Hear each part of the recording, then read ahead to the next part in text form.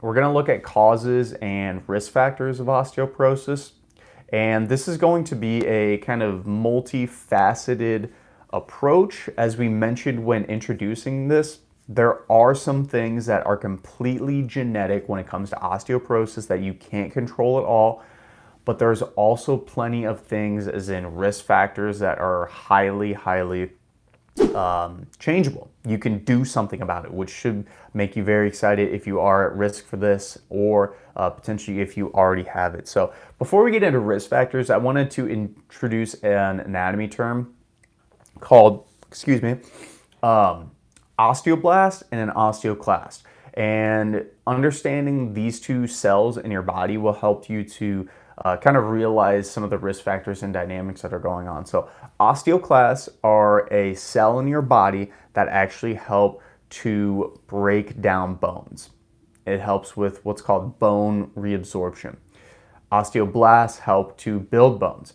And the way I remember this is blast build. So osteoblast builds bone structures and it helps to build bone mineral density. Osteoclasts break down bone mineral density, break down your bones, and actually they can use some of that calcium and different things that are stored in the bones for your body in times of distress.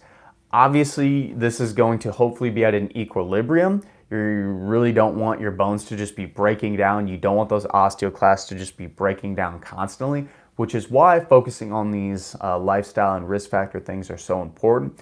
But just understand that osteoporosis is largely a dysregulation between these cells, so there's going to be more osteoclast work, as in breaking down of the cells, versus osteoblasts or building the cells.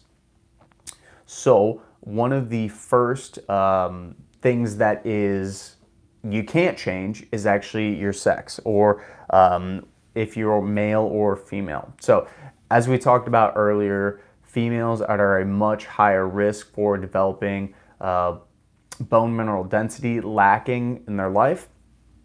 Women have lower peak bone mineral density, which is one thing. So the absolute amount of hardness or stiffness from their bones is actually not as high as males, as we talked about earlier. And they also have smaller bones in general. So these kind of go in tandem to why they're at a greater risk. Men still have a risk as they age, should be foretold. Men have still have a risk, especially as you get older and older and older. And with all this gene sequencing stuff that's going on, the advances in technology and medicine, the amount of people that are actually going to be living to those longer lives is going to be even more important. So even if you're a man, still paying attention to your bone mineral density, and as you get increasingly older, checking on it, making sure it's good, should be a priority for you. Another thing that we can't change is age. So bone loss happens more quickly as you get older. Again, this is from that dysregulation between the osteoblast and osteoclast. Osteoblast builds the bones, clast takes it down. There's more osteoclast work. And there's also some other hormonal changes. We talked about estrogen and testosterone kind of helping with the creation of bone. So those go down a little bit as you age. Again, something you can't change. In addition to this, also new bone growth is slower. One of the great things about becoming older is that not only it's tougher to maintain something, but also building new tissue, specifically in this case bone tissue, is also slower. Next portion of this, body size. Body size. How does body size affect your chances of getting osteoporosis, your risk factors? So this may be kind of a surprise to people, but being too skinny can actually have some health concerns, and osteoporosis is a common theme, common time when this happens. So if somebody is too skinny, they're actually at a higher risk for developing osteoporosis for a couple different things. One, they actually have less bone to lose. So usually individuals who are skinnier, they're gonna have smaller bones in general. Again, we're talking about usually elderly females when this happens. Their bones are gonna be very small, as in they don't have that much to lose in times of breaking a bone or famine or not eating that much. So they have less bone to lose. In addition to this, they're probably not taking a substantial amount of calories and protein and calcium, vitamin D, all these things we know that actually help to keep your bones healthy.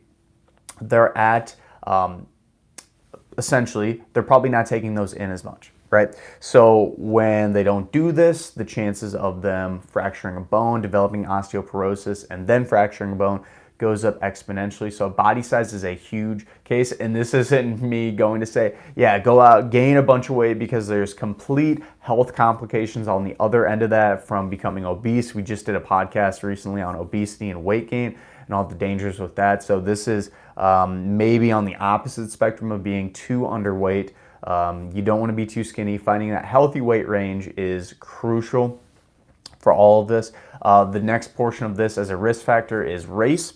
So as we mentioned earlier, white and Asian, specifically women, are at a higher risk. But if you're a white or Asian male, you are at a higher risk still than your Hispanic and African American counterparts. So whether you are male or female, females are going to have that higher risk we just talked about when it comes to race.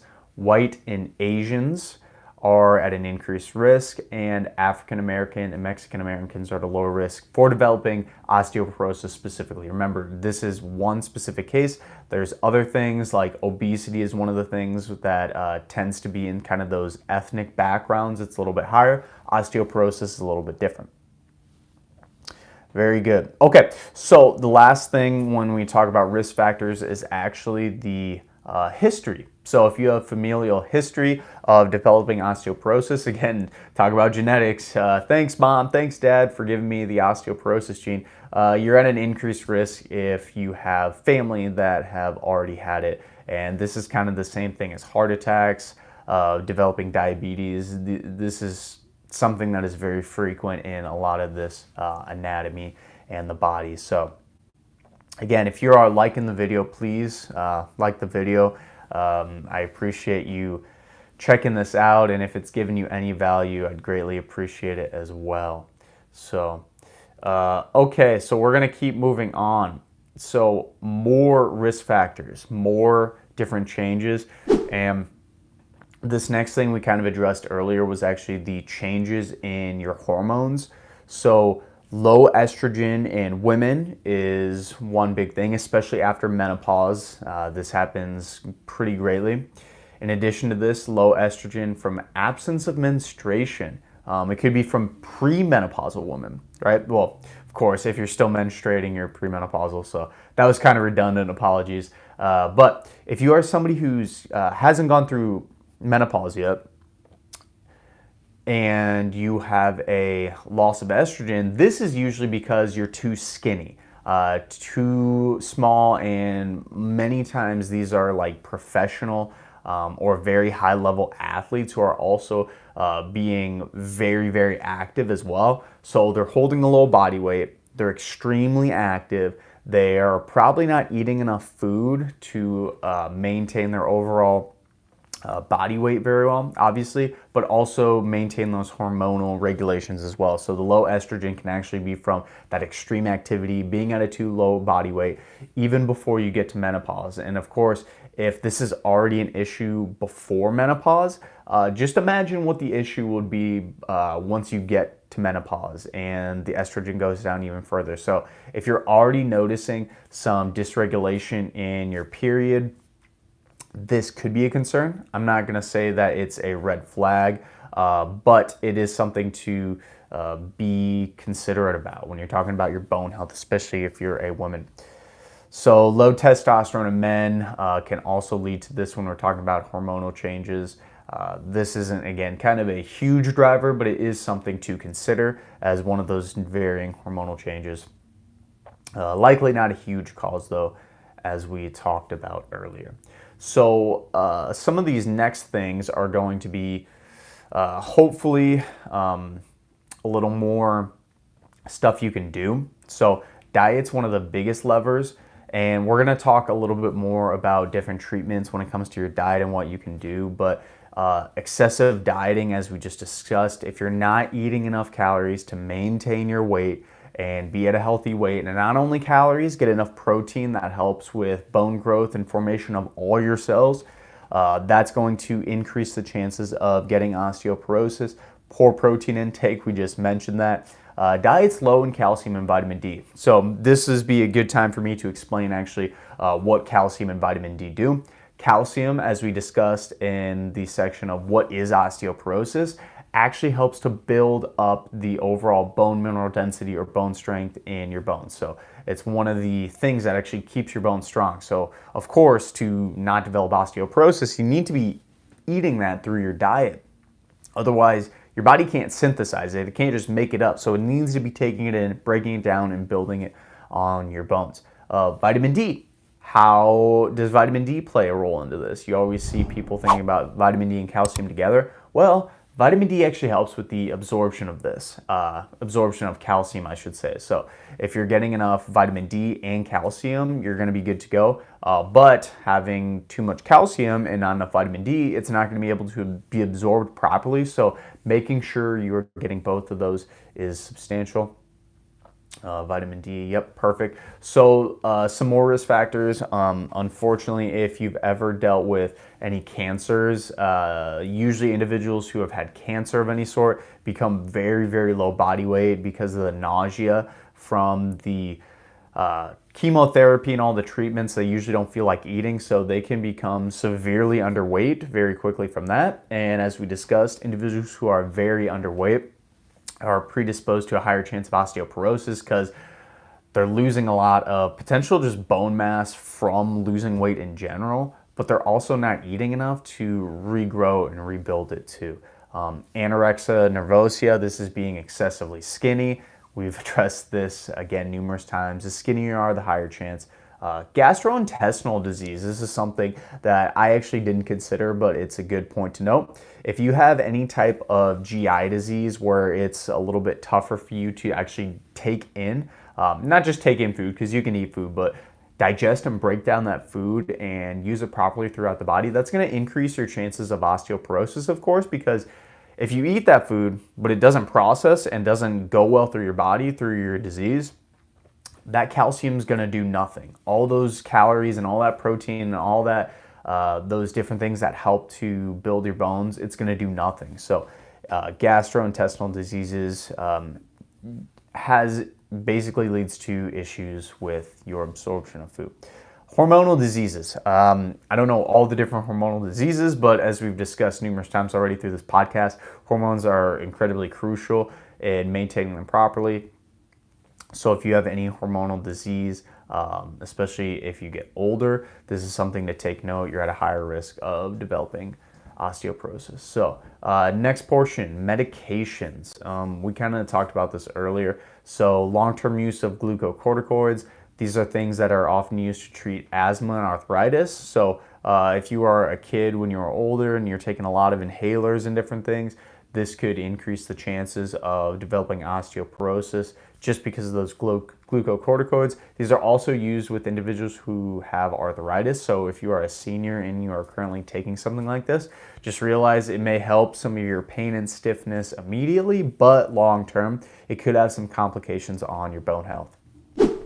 Individuals who are taking anti-epileptic medication. So epilepsy is basically a different type of seizure. So if you're taking something to offset this, it can actually cause some issues with your ability to build bones. And cancer medications, we talked about cancer earlier as you might be actually too skinny, getting too skinny from not eating enough food, but there also can be some conflicts in the medication you're taking from the cancer, which can mess with the hormones in your body, specifically hormones that are going to affect bone health as well. Last but not least, of course, lifestyle. This is a huge lever to pull when we're talking about things to actually make your bone health last and much better for yourself. Lifestyle. So low levels of physical activity, one of the biggest things, right? Older adults, and this is something that I've seen very frequently with a lot of individuals that I work with. Older adults are afraid to move. They're afraid to actually make it worse, especially if they know they have osteoporosis. They're afraid to move, they're afraid to slip and fall, and because of this, they just maybe don't do anything at all. And it seems like a good idea at the time, but then you realize that those activities and those weight-bearing things are actually going to lead you to building more bone mineral density, more bone mass, and getting better. Doing stuff like this leads to less stress on the bones, which literally will lead to osteoporosis. If there's not stress and there's not a reason for those osteoblasts, right? We talked about osteoblasts earlier, those help build the bones. If we don't use those or don't give our body a reason to use them and activate them, guess what? All that bone is going to do nothing. Those osteoclasts are going to come in, break down that bone.